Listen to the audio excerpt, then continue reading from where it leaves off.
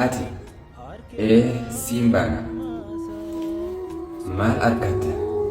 yeroo nama wal jaallatu addaan baasuudhaaf dhamaatu yeroo jidduu nama lamaa haasidummaan akka qawwaalleedha fulqayyoo fuula lamaa na biratti nama biraa abul birattis nama biraa yaa salaam mee wahuma argattu bu'aa xiqqoo takka tan argattu hayyee siif adda baane gargar fagaanne yeroo san gammachuu siif ta'a hin gammaddu na amani atis hin gammaddu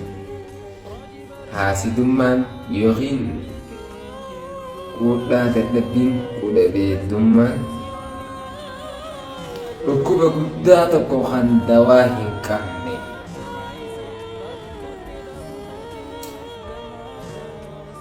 mee haasidummaan bu'aa hin qabdu namaa fi namaa addaan baasuun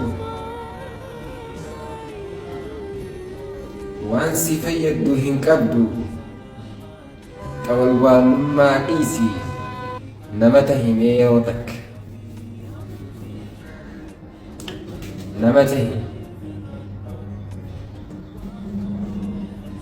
wanti akka haasidummaa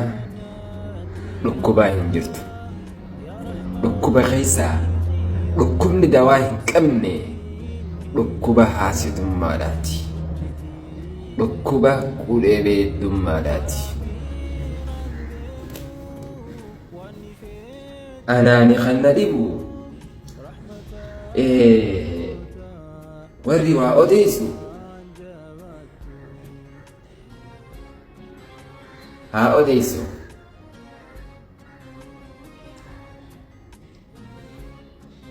isa lamaan namni walitti hin fidin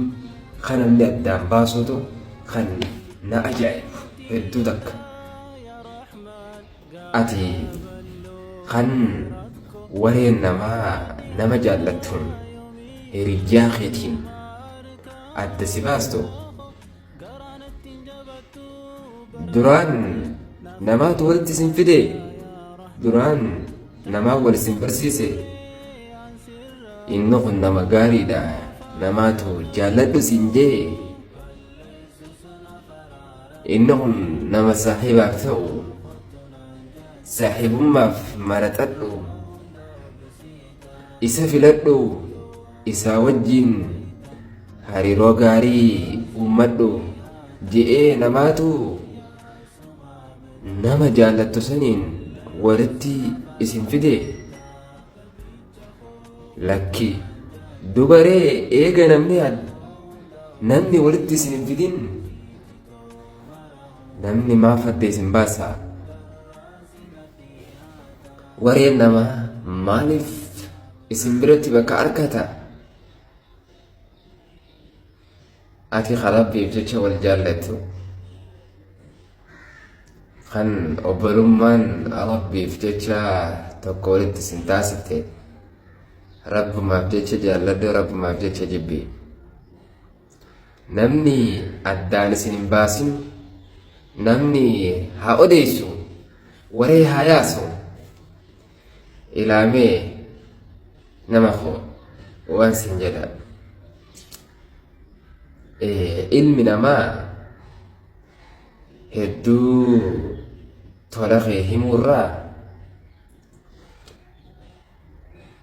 hammeenya kee himuudhaatu irra laafaaf